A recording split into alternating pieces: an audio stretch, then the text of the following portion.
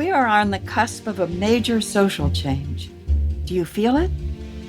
Even if you don't, make no mistake, change is coming, and it is going to be unforgettable. I'm your host, Dr. Sarah Hart, and here on Prime Spark, where we work with and on behalf of women over 55, I want to help you find that spark that will ignite your way forward, reflect your gifts to the world, and illuminate your path through this next stage of life. Through these podcast conversations, I hope to inspire you to see how you can make a significant contribution to some of the gnarly problems that are facing us right now. Join me, and together let's discover our Prime Spark. Hi, and welcome to Prime Spark. I'm Sarah Hart, and I'm so happy you're here with us. Prime Spark is designed for women over 55 or close, with a goal to help us all live our happiest, most fulfilling and productive lives, now and in the future. The mission of Prime Spark is to change the way our society sees and treats older women. That's a big mission, which only means we all need to be involved and we need to get going now. And today I have the pleasure of talking with Ingrid Saenger, a woman whose work I admire. Ingrid Saenger, a health and fitness coach, a personal trainer, and the founder of Choose Well Coaching, whose goal is to help others become the healthiest version of themselves. Passionate, dedicated, and affable, Ingrid prides herself on working with people who are ready to gain unprecedented strength, flexibility, functionality, and confidence that surpasses their wildest expectations, no matter their age. She has developed a powerful and proven system, the Ingrid Way, that has helped people live a better life by incorporating sustainable habits and behaviors into their daily life. Welcome, Ingrid. I'm so happy you're here with us today. Hi, Sarah. I am too. Thank you for having me on your show. I am delighted to be here. Oh, you are very welcome. So just in getting started, Ingrid, do you experience getting older? And if you do, what is that experience? And if you don't, why is it that you think that you don't? Well, I'd have to say, of course, I experience getting older, and I would imagine most of us do. The first thing that would come to mind is that getting older has made, I think, women at 55 plus invisible for the most part. I think we are just now starting to talk about this age group, our age group, and it's been a silent community up until now. Having worked in the gym and being in my 60s, I notice as older women or wiser women or senior women, however, I hate the word senior, but 55 plus walk into the gym, they're transparent. Nobody sees them. Nobody asks to help them.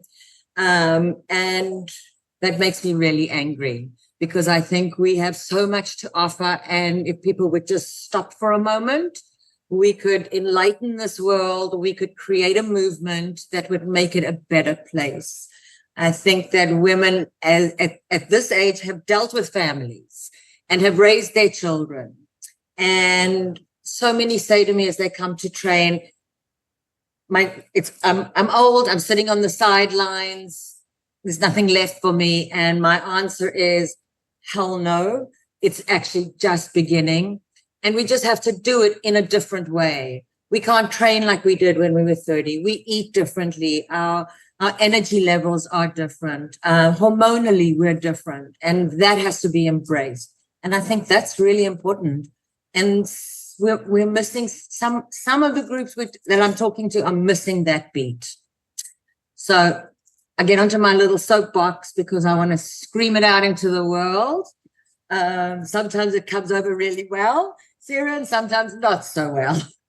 Hi, Ingrid. I am on that soapbox with you, so you don't need to apologize for 1 second. So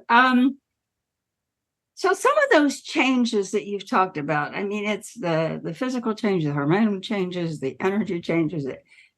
How have you dealt with those over the years? Well, first of all, I have to say that I'm, as you can tell, I'm not American. I come from South Africa, and I came to the States and found the American diet. My body changed completely.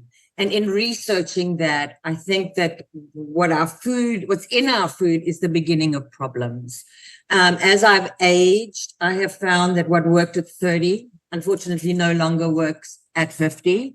And I've had to change how I work out, the length of time that I work out. We have, our bodies no longer want to do those hour in the gym or that hour running. Our bodies want shorter periods of time to be active. I think we have to now move through the day, which is an added thing. When we're young, we just do that time in the gym. Maybe you do it every day and you're done. And I think today movement is incredibly important. It keeps the blood flow, it keeps the joint lubricated. It keeps us vital and alive.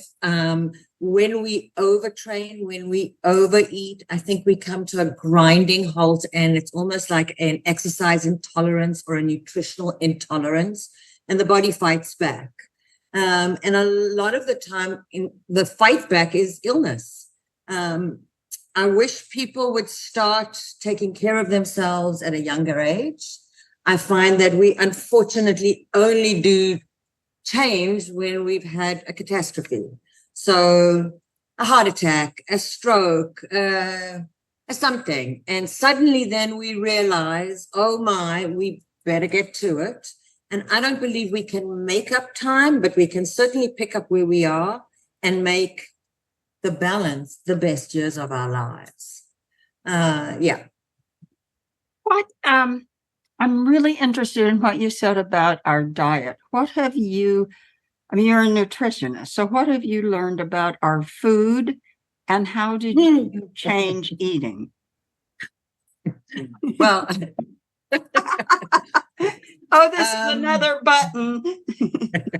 So, for me, the food in here, if we don't teach people how to read a label and look at ingredients, we are damaging our bodies. I think the body is resilient and can heal from most things if we fuel it in the correct way. We reproduce cells, so we are what we eat. That's truly a true statement. So if we don't look at the ingredients, I believe we're eating plastic, we're eating petroleum items. I think that the food companies and the pharmaceutical companies are in each other's pockets. We don't even care what's on the grocery shelves, nor are we educated enough. So I did a live the other day on oils. We go down an aisle, we grab an olive oil, we grab an avocado oil. Has anybody ever really looked at what's inside it or the process that oil goes through? We put it in our bodies, and our bodies don't know how to deal with it. So it circles around. We gain weight. We gain all sorts of metabolic diseases that I believe are so preventable. We need to eat food the way God made it. So if you're interested, I'm so often asked, can I eat a tortilla? Well, does it grow on a tree that way? So that would be the first answer. The other thing is, if we take a look at a tomato that goes rotten in a week. However, the ketchup on the shelf has been there how long? And it's sat in a truck traveling to that grocery for how long? And it's been in the sun how long? So we're taking something off the shelf that's been there a year. I believe that we have to eat naturally. I think our bodies digest differently. Everybody tells me digestion is a boring subject, but I think that the heartbeat of our body is our gut health. And generally, nobody really supports their gut health until disease happens. And I think we should do it maybe once or twice a year and I believe God gave me my teeth and saliva for a reason, and I need to eat my food. And these cleansers that are days of liquid, I don't think is sustainable nor fuel for our bodies. So I really believe in whole foods, but we need to remove inflammatory foods because we are inflamed internally, and that is causing other problems as well. And we need to support digestion and the liver, which is the hardest working organ. But if the liver's not getting things out of the body, where is it going? It's recycling. So you're finding that women peri, post-menopause are now starting to look at their bodies, hate what they see in the mirror, and not sure what to do about it. But weight is coming on, brain fog is happening, joint pain is happening, moody, I mean, all the sleeplessness, all of this, I believe, if you're not fueling your body correctly or moving your body every day, you are doing a disservice to yourself.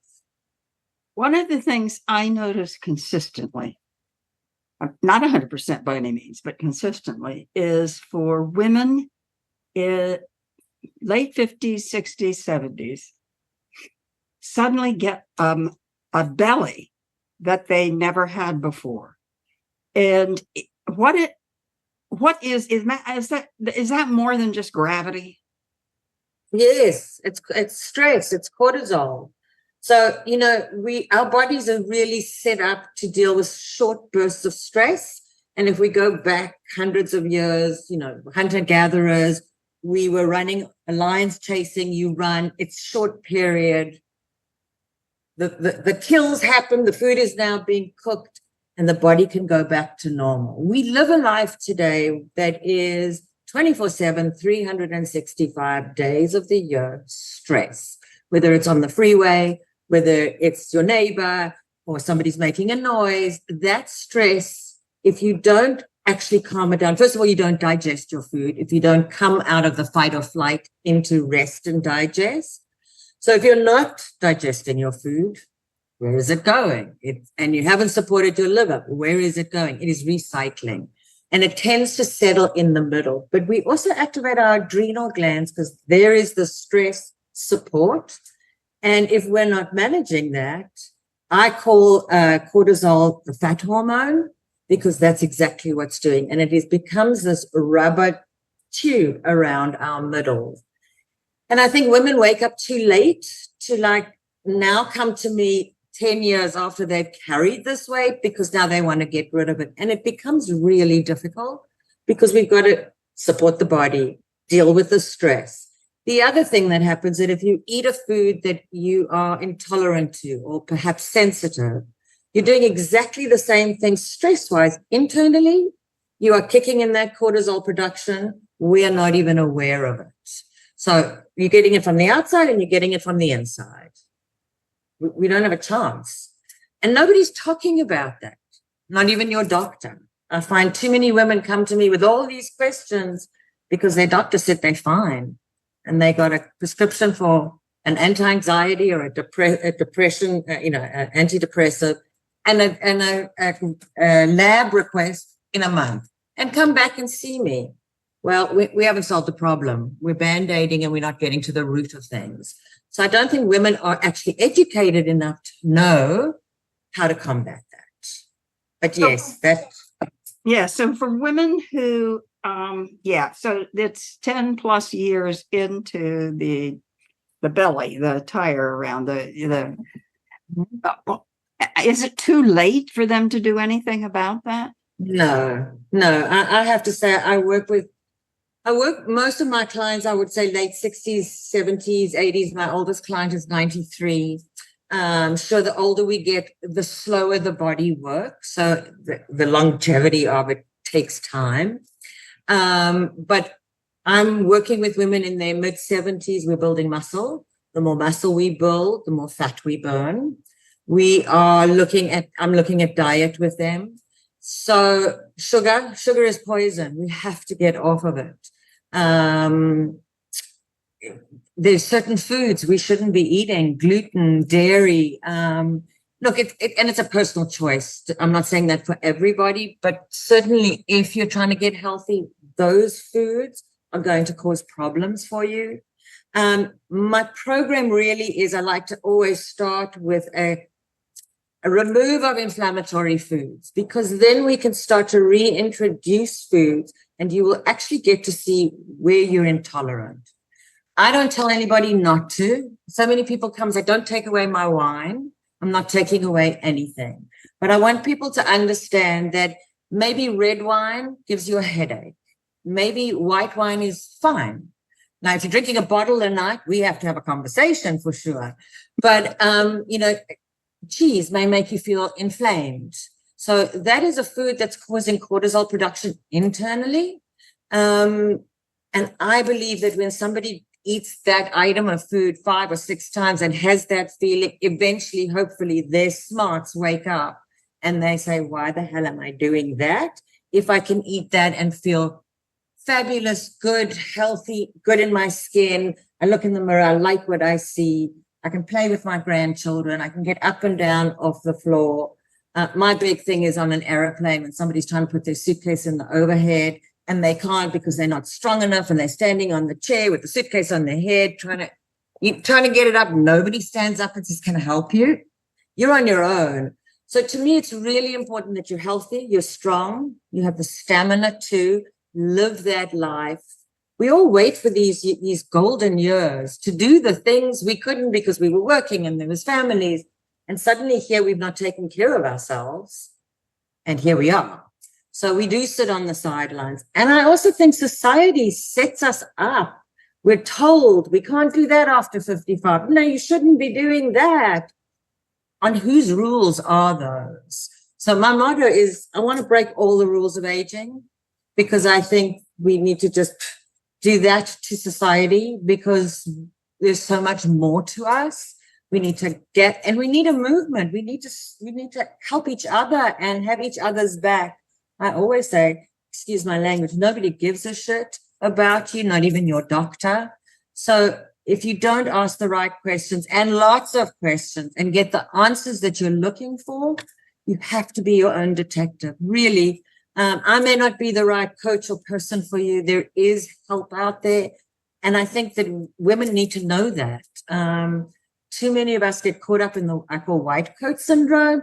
Doctors are everything. And whatever he says or she says is golden. And I don't believe that to be true. Let's just take a look at how much medication we are on. We are, one of the largest population, I think 7% of the world population is American, and we consume 50% of the world's medication. So let's take a look. It's a quick fix. And people are left on statins for 30 years. Nobody asks the question, what is it doing? Should I change the medication? Is there a healthier way to do that? Can I start with the healthy side? And if it doesn't work, then let's go to synthetics. But what is the synthetic doing in your body? And that's why I say food and pharmaceuticals have a hand in each other's pockets. And I know that in the 70s, there was a decision made in the medical world to let home remedies and, our grandmothers' potions and concoctions that we were given as children were taboo and pushed out. And we took a model of prescription medications and surgery. And here we are. So we're never actually really healing anybody. So we're giving the medication and then we're headed to the surgery, or we're eating this crappy food with all the bad things in it. And then we end up in the doctor's office and nobody's asking a question. So I apologize. I get on my bandwagon because it's like, if I could just teach people just to read a label, just to read a label. And if you cannot pronounce the items on the ingredients, and I'm not talking about calories and protein and carbohydrate, because that's where most people look, because they think those macros are what's important. Read the little writing of what's in it. No more than 5 ingredients. You should be able to pronounce every one.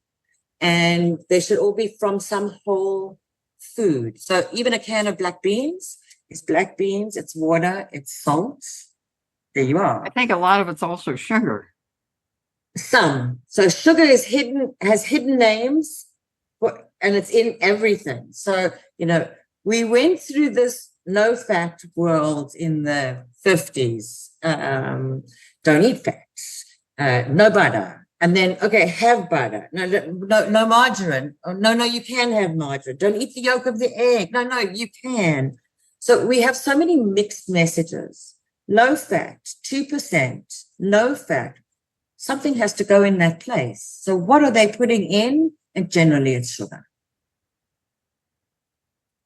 Oh, so when you talk about inflammatory foods, generally speaking, and I know different things affect different people differently, but generally speaking, is that dairy and gluten? So for me, sugar is number one. Right. If somebody need to get off the sugar, it's poison.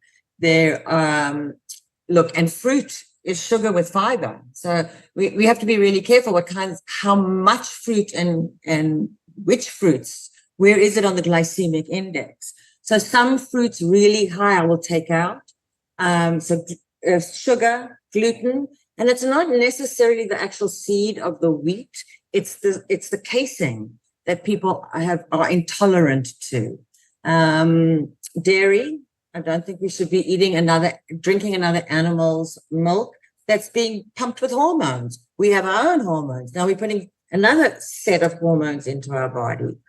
So I think that all has to come out. And then certain foods. So, your breakfast should be buckwheat cereal, rice cereal. Oatmeal is inflammatory.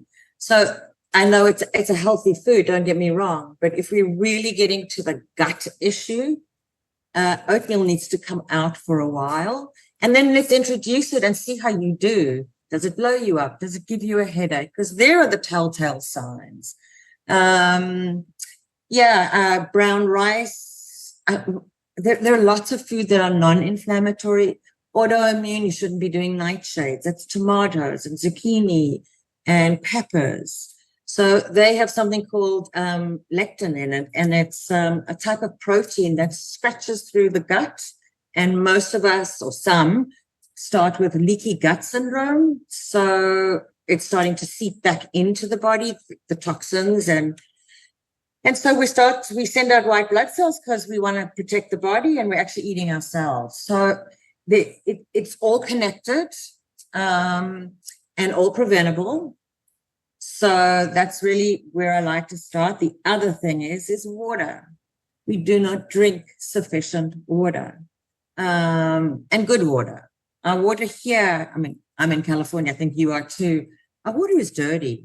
We're seeing antibiotics, we're seeing contraceptives, we're seeing it's not filtered 100%. So we have to be really cognizant of what water we're drinking. But we should be drinking half our body weight in water, in ounces.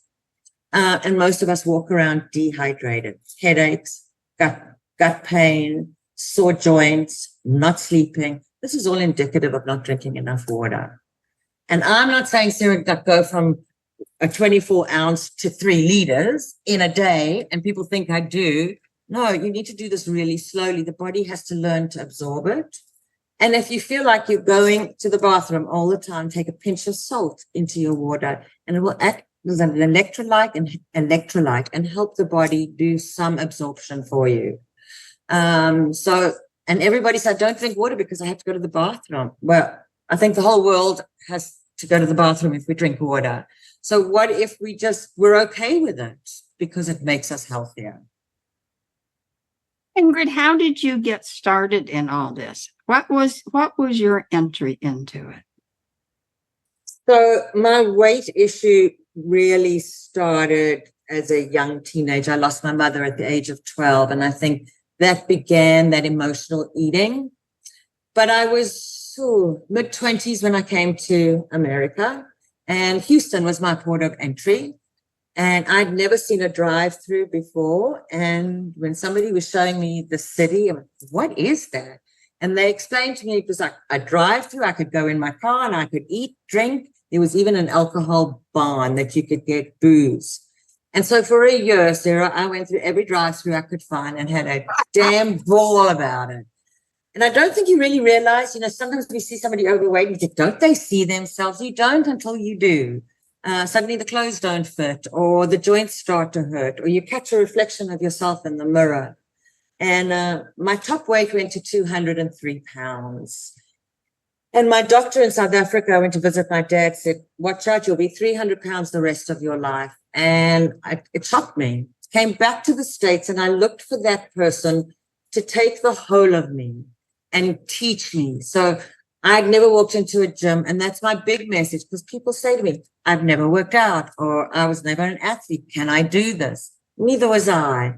So I wanted someone to show me the gym, to show me how to eat. What were the pieces and components of health? And it's not just going to the gym to work out. So I started to do the research on my own, because I didn't find that one person. And slowly over the years, have put together a program that worked for me. It took me 3 years to lose 70 pounds. And I use it with my clients as well. I think the most important is that I do something that's collaborative. Not everybody has the same body or the same needs. And I like to sit with clients to find out where you are, where you feel the problem is, the lack, the shortfall, and start there. Because if it doesn't fit into your lifestyle, you're not going to do it. So if I say to someone, go run, and they're not a runner, not going to happen. So that slow process really taught me. Then came COVID. And I sat in my house and trained people online, and could do it for everybody else. I couldn't do it for myself. And I thought it was about isolation. And suddenly the weight was coming right back. And someone said to me, have you had your blood tested? I said, yes. My doctor says I'm fine. They said, please do me a favor and go and retest. And I did it with a health clinic. And I was shocked at the difference in the reading from my doctor to the health clinic, because they narrowed the margin so that I would feel fabulous. We as women stop producing as much hormones from the age of 29, 30. So by the time we get to 55, 60, we are not producing hormones. So we can balance what we have with food. I chose to do bioidenticals, which is a plant-based. I never recommend until I've tried something. And so I started bioidentical hormones, and my whole world shifted around, because suddenly, as I call the hormone buckets, were starting to fill up, and I started to feel really good. Energy came back, was sleeping better, weight came off. Everybody needs to advocate for themselves, but I like to offer the choices of what is out there and available, and to educate the difference between the synthetic, which is where all the tests and the cancer conversation happens, and the bioidentical, which is plant-based, which the body can recognize. So now you have all the choices. So for me, it was the American diet, said, boom, there you are. Here's 70 pounds for you. And I wasn't willing to accept it. And I think that has been part of the process. Now, I will tell you, I love to eat. I love to go out and have a cocktail. So I believe life is for the living, and I don't believe in deprivation, and you shouldn't and you can't. But if we can be healthy, it does allow us to enjoy the things we want to enjoy. We don't wait for Monday. We don't wait for the new year. We just pick it right back up after that meal, after that weekend, and get back right onto the bandwagon. And you can really stay healthy that way. Look, there's no guarantees in life, right? So I can be as healthy as get out, and God knows what tomorrow brings. But I would rather have the 8 hours if I'm the best 8 hours, or 8 months, the best 8 months. We're born with a lifespan, 0, let's say, to 90. And our health span is generally 0 to 70. My question always is, what happens between 70 and 90? And wouldn't it be fabulous if we could extend that health span to meet the lifespan, that we live life with fabulousness, if you will, until it's our time. Well, and we know that can happen, because there are cultures where it happens. And so it is possible. Absolutely. So Ingrid, tell us how your approach is different, because there are nutritionists, there are health coaches, there are people around. So how do you differentiate yourself? Well, I do think I'm unique in what I offer because I don't separate people and say, well, you're over this or you're too old for that. And as I said, I like to sit with my client. What is their goal? And I think a lot of trainers come to a client and we give to you what we think you should have. I like to sit down with you and find out what you think you should have. Where are you lacking? Are you struggling with food prep? Is your kitchen pantry upside down? Do you feel that you're getting no movement or all you're doing is walking to the grocery store? So how do we implement movement into your day? And that could be 10-minute increments throughout the day that keeps you moving. I think everybody should lift a weight. I think 20 minutes is perfectly fine. We need to I say weights give us our structure and food gives us our shape. So then we look at the food. And so we link arms and we move forward every step of the way. I train them. We talk about where they're at. So I also start with mindset. And I always give this example. We watch The Biggest Loser on television, and these are people that lost hundreds of pounds. It was fabulous. Everybody enjoyed it. You go back and look at them, most of them have put on that weight plus. Why? People who win the lottery are broke in 6 years. Why? And I truly believe it's a mindset problem. If we don't raise that belief ceiling, we will hit it and head back to exactly where we started, if not further back. So that's generally where I start with. What does your future person look like? Where are you moving? We need to make decisions from that place, not this place. Most of us tend to look behind and talk about the past, what did or didn't work. Something we can do about that, but we can do it differently going forward. So now we have a vision of where we're going and what it should look like. So in those troubled moments or those difficult times, or I really don't feel like doing it, let's look at where we're going, and something is better than nothing. I like to hold people accountable. I do expect results, but I want to have fun and laughter along the way. Oh, I think if something's not fun, why do it? I mean, really? Exactly. We have exactly. We all have to do some things that aren't fun, but if you've got a choice, then. So Ingrid, we don't have much time left. So tell me, the audience, I'm sure, has been just riveted to what you've been saying. But if you have to pick out 5 takeaways, what are the 5 things you would most want those listening to know and to remember? Drink water. Start your day with an 8-ounce glass of water, and 30 minutes before each meal, have a glass of water. You are 24 ounces ahead of yesterday. So that's a really good start. I think that if you are not moving and you're a sedentary person, take 3 hours of your afternoon, take the last 10 minutes of each hour and move. So whether it's you're doing baby squats when you're loading your dishwasher, or you're standing on one leg when you're brushing your teeth so you can bring back the balance, I think that is key. Read labels. Really become cognizant of what you're putting into your body. Shop on the outskirts of a grocery store. Once you hit the aisles, you're going into processed foods. Get rid of processed, get rid of refined, and eat foods like God made them. And I think everybody should lift weights. And I'm not talking about like going to a gym to lift heavy, but 2, 3, 5 pounds. I think it's important to build bones, to build the thickness, to keep your muscles strong so that you're able to do the things you want to do.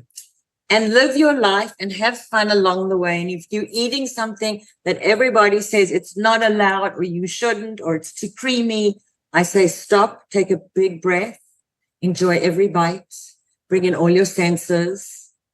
Your body can handle that meal, and then you get back to eating healthfully, making good choices. I think I gave you 5.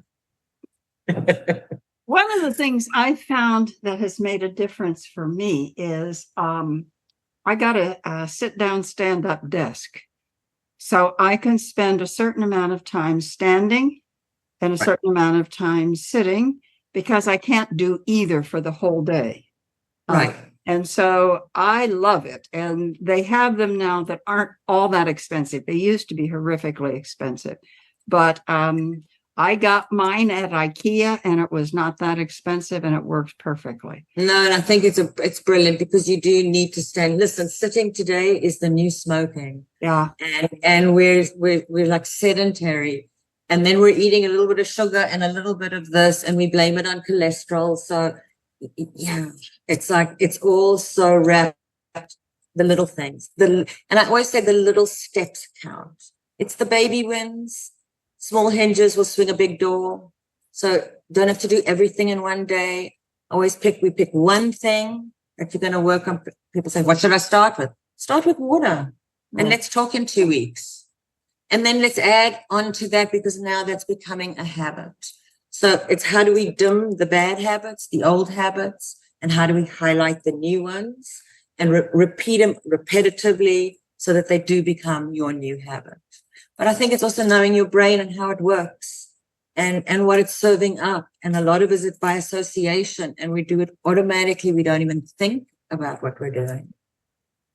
So just a final question, because I think a lot of us over the years have learned you need to eat fruit and vegetables, eat a lot of fruit and vegetables. So what are some of the fruits that would be better for most of us to eat? And what are some of the ones that would not be so good for most of us to eat?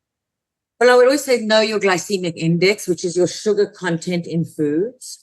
Berries, melons are the best. They're great for the constitution. It's not loaded with sugar. I always say fruit should be done by 3 or 4 in the afternoon, because if you're sitting on your couch, it is sugar. It's sugar with fiber. I'm not saying it's bad for you, but at 7 o'clock at night, you really don't need that peach, because it's not like you're going, unless you're going dancing, right? That you would need that energy. So I think it's fruits that are low on the glycemic index. The summer fruits are great. Eat fruits in season. You know, we tend to buy things that are not in season. So where have they come from? How long have they been traveling to get to us? I think the other thing worth mentioning is that most of us don't eat enough protein. So protein is key. It's instead of counting calories and macros, count your grams of protein. Make sure you're having it at each meal. There's your strength. It's your healing power for your muscles. It keeps you full.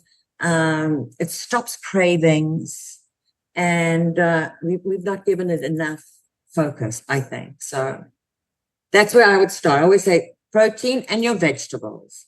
If you're still hungry, then let's go to the yams, potatoes, the fruits. But that should be your extras. Your protein and your greens are key. And I think that every plate should be colorful, and there's a place for all food groups. We come from a society that tells us don't eat this and don't eat that, to our body's detriment, unfortunately. One of the things that I think that is a favorite for a lot of us are bananas. And so not only are bananas are great for you. We don't eat, I don't think we raise any bananas in this country. No, we don't. So all bananas come from somewhere else. So I will tell you this, bananas high in potassium, so are kiwis. So it's the greener the banana, the less sugar. The more yellow, the higher the sugar content.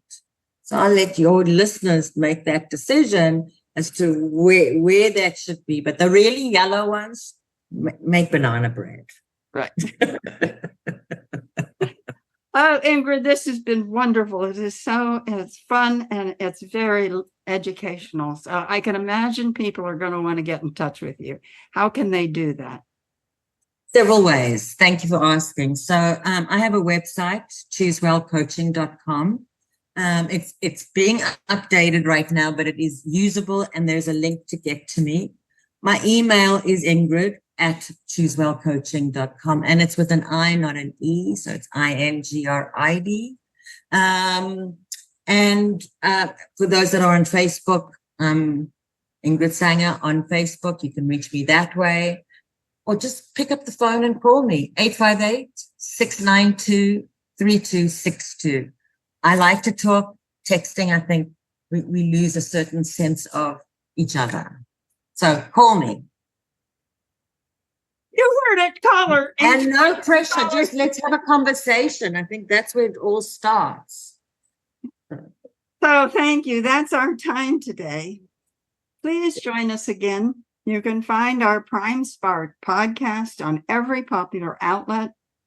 Find out more about Prime Spark at www.primesparkwomen.com. Thank you so much to my guest, Ingrid Saenger.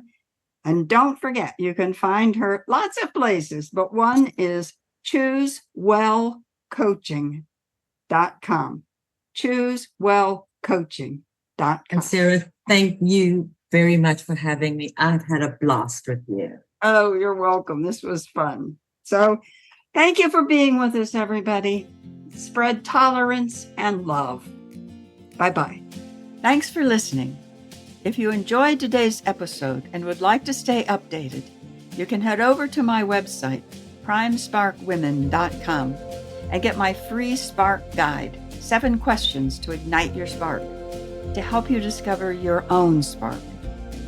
See you in the next episode.